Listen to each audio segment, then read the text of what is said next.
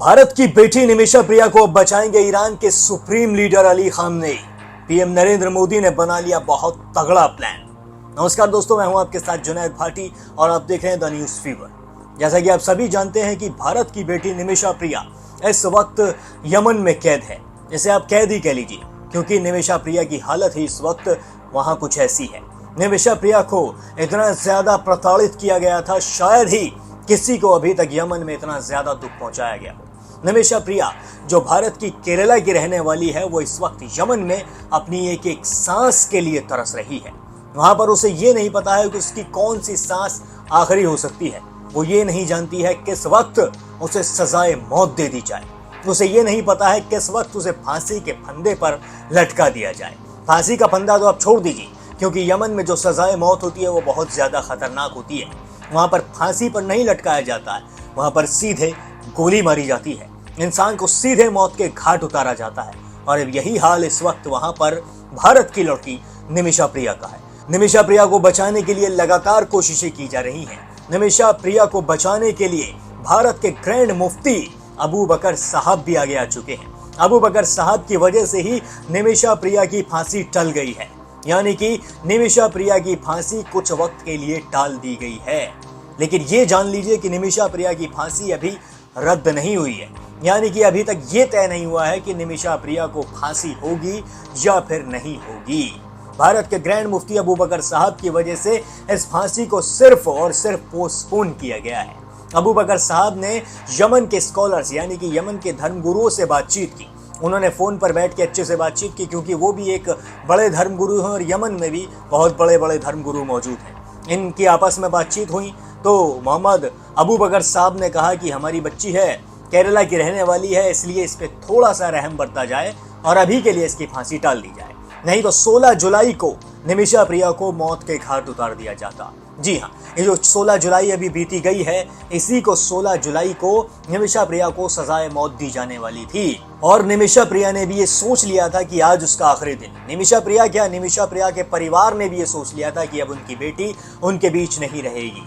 पूरा भारत सोच चुका था कि भारत की बेटी को यमन में फांसी दे दी जाएगी, भारत की बेटी को यमन में सजाए मौत दे दी जाएगी। लेकिन ऐसे वक्त पर अबू बकर साहब सामने आए, जिस वक्त निमिषा प्रिया को और निमिषा प्रिया के परिवार को बहुत ज्यादा उनकी जरूरत थी।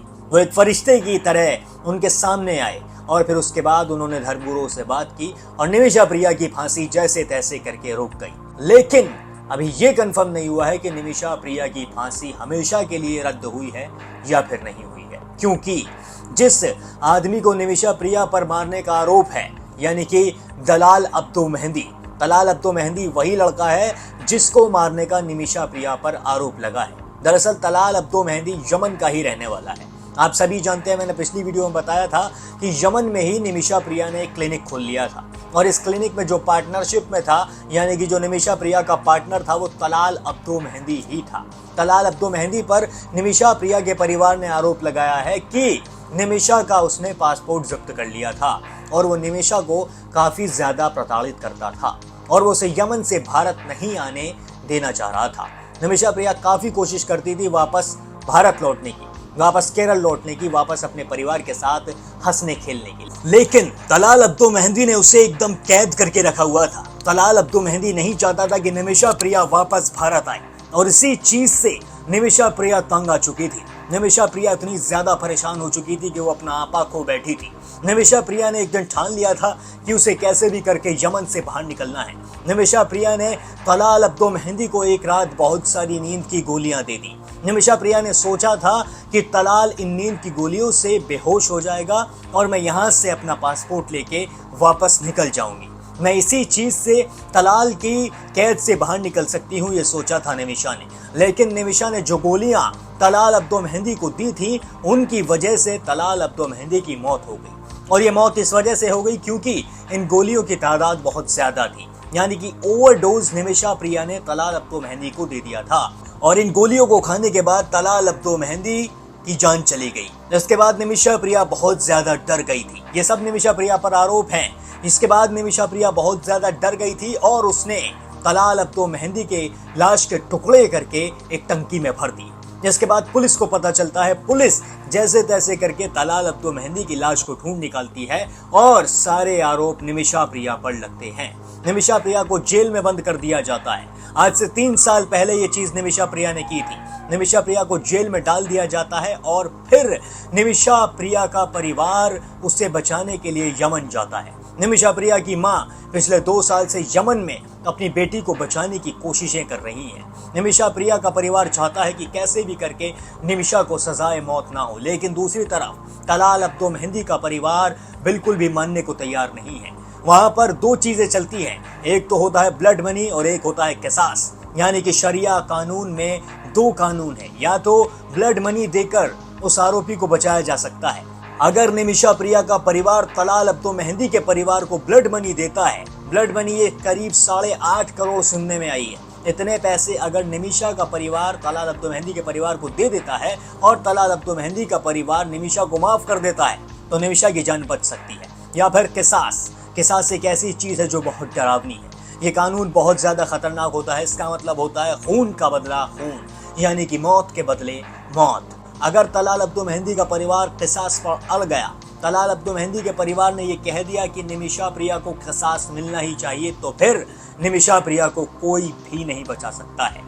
निमिषा प्रिया को कोई भी ला नहीं सकता है भारत वापस। और तलाल अब्दो मेहंदी के भाई का यही कहना है कि हम किसास चाहते हैं। किसास में एक ऐसा कानून होता है जो ये कहता है कि अगर किसी ने किसी इंसान की जान ली है तो उस इंसान की भी जान ही ली जाए। और निमिषा प्रिया के ऊपर आरोप है कि उसने तलाल अब्दो मेहंदी की जान ली है, तो अब निमिषा प्रिया को भी सजाए मौत ही होगी।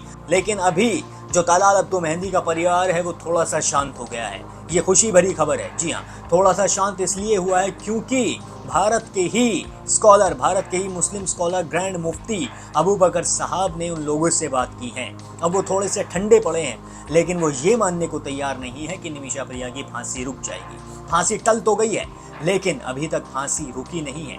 और इस चीज में एक और एंगल है, वो एंगल है अली खामनेई का। जी हाँ, अली खामनेई अगर चाहें तो निमिषा प्रिया को बचा सकते हैं। अब आप सोच रहे होंगे कि अली खामनेई का इसमें क्या रोल है, ईरान के सुप्रीम लीडर निमिषा प्रिया को आखिर कैसे बचा सकते हैं। अली खामनेई ऐसे बचा सकते हैं क्योंकि निमिषा प्रिया यमन के जिस जेल में इस वक्त बंद है वो यमन की राजधानी सना की सेंट्रल जेल है। और सना यानी कि यमन की राजधानी में हूतियों की सरकार चलती है। जी हाँ, वहां पर हूती विद्रोहियों का ही कानून चलता है।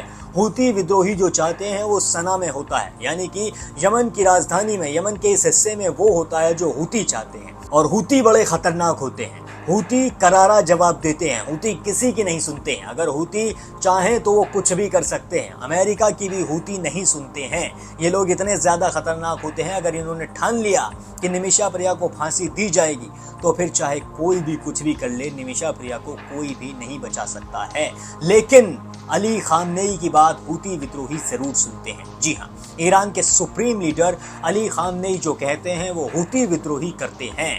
अगर अली खामनेई हूती विद्रोहियों से कहते हैं कि निमिषा प्रिया को छोड़ दिया जाए तो 90% चांसेस हैं कि निमिषा प्रिया को छोड़ दिया जाएगा, क्योंकि हूती एक ऐसी कौम है जो सिर्फ अली खामनेई की और ईरान की सरकार की ही सुनती है।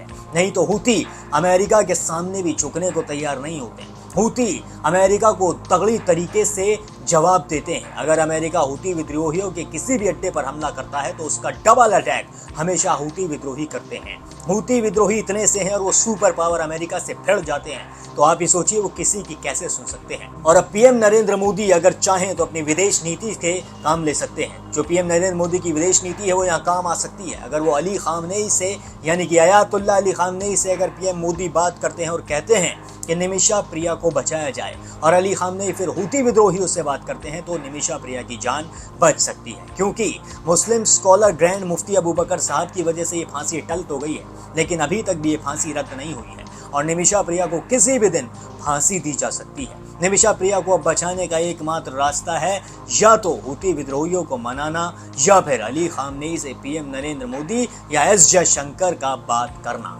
अगर अली खामनेई ने हूती विद्रोहियों से कहा कि निमिषा प्रिया को बख्श दो तो हूटी विद्रोही 90% निमिषा प्रिया को बख्श देंगे।